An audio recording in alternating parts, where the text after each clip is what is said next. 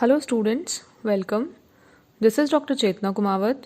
Today we are going to start a new chapter which is Management of Working Capital. In this chapter we will understand the concept of working capital, types of working capital, significance of adequate working capital, determinants of working capital, and we will also learn how to estimate working capital requirements with the help of some techniques. A company invests its funds for long-term purposes and for short-term operations. That portion of a company's capital required for minimum stock of raw material to maintain continuity in production, minimum stock of finished goods to fulfill future demand, payment of wages and salaries of the laborers and employees for the processing period, and minimum amount of debtors, cash and bank balance is called the working capital. In other words, working capital is that part of the firm's capital which is required for financing short-term or current assets such as inventories, debtors, marketable securities, and cash. Funds invested in these current assets keep revolving with a relative rapidity and are being constantly converted into cash, and this cash flows out again in exchange for other current assets. Hence, working capital is also known as circulating or revolving capital, or short-term capital or liquid capital. Let's understand the concept of working capital. The word working capital is the combination of two words, working and capital.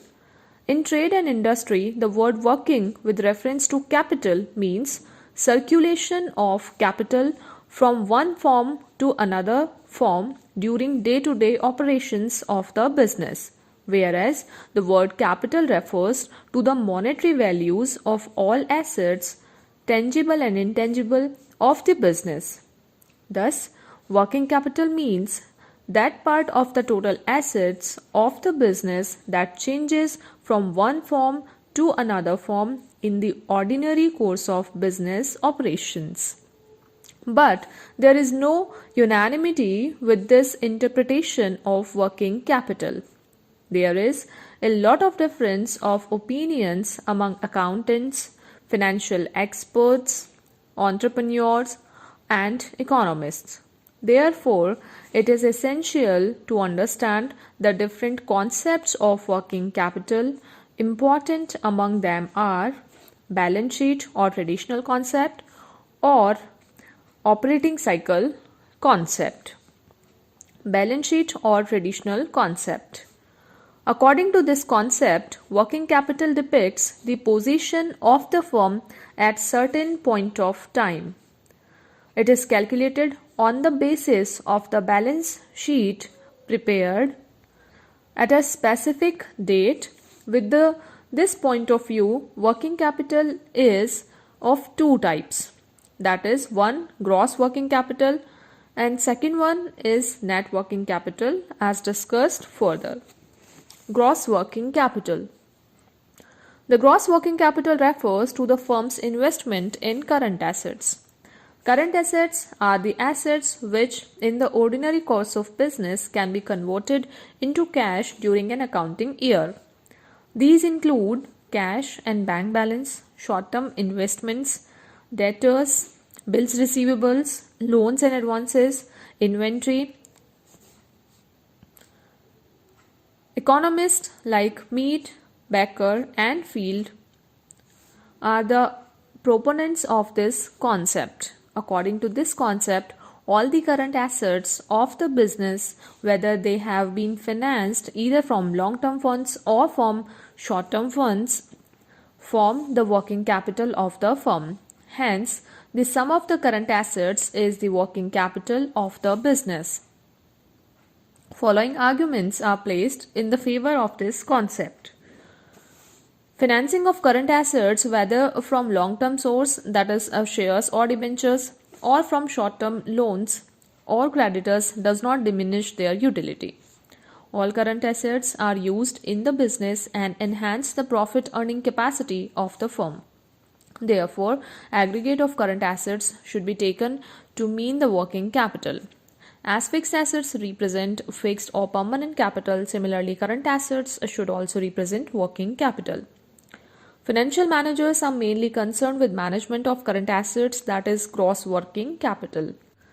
The gross working capital, that is the sum of current assets, is a quantitative aspect of working capital which emphasizes more on quantity than its qualities.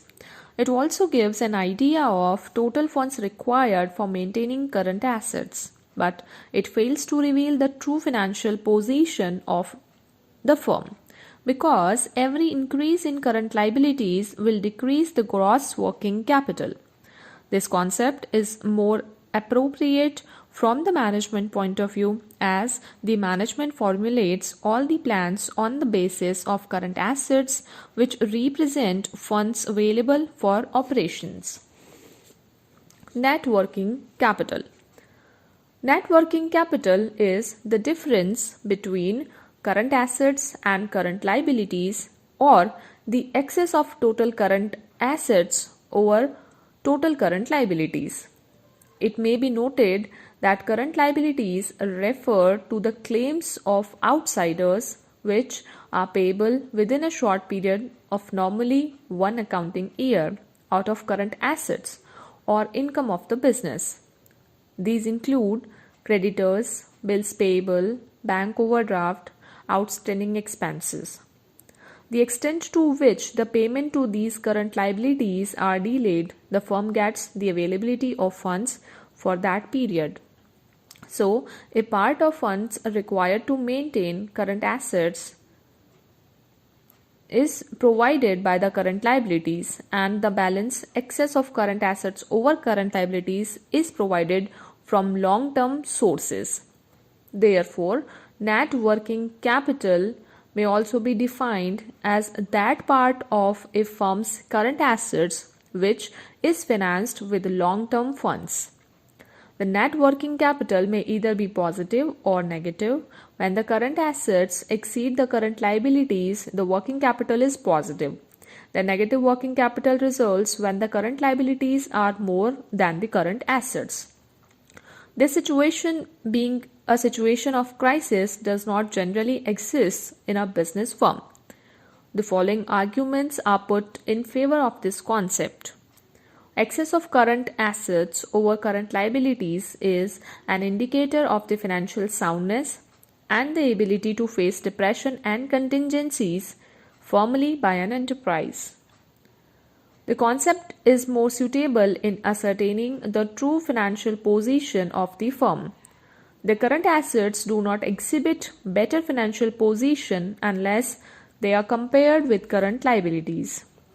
The excess of current assets over current liabilities provides better margin of protection to short-term creditors and investors. The net working capital, which is excess of current assets over current liabilities, is a qualitative aspect of working capital, and it measures the firm's liquidity. It also indicates the extent to which working capital can be financed with long-term funds. According to this concept, an increase or decrease in current assets would not affect the net working capital if there is a corresponding increase or decrease in current liabilities, because the difference between current assets and current liabilities will remain the same. This concept is useful only for accountants, investors, creditors, or those persons who have interest in the liquidity and financial soundness of the firm. From the foregoing description, it is clear that both the concepts of working capital, that is, the gross working capital and the net working capital, have their own relevance. The financial manager should also give due attention to both of the concept. A firm should maintain an optimum level of gross working capital This will help in avoiding the unnecessary stoppage of work or chance of liquidation due to insufficient working capital. On the other hand, net working capital is the amount of funds that must be invested by the firm more or less regularly in current assets. This gives an idea of buffer available to current liabilities. The gross concept is suitable for business point of view, whereas from accounting point of view, net concept is more appropriate.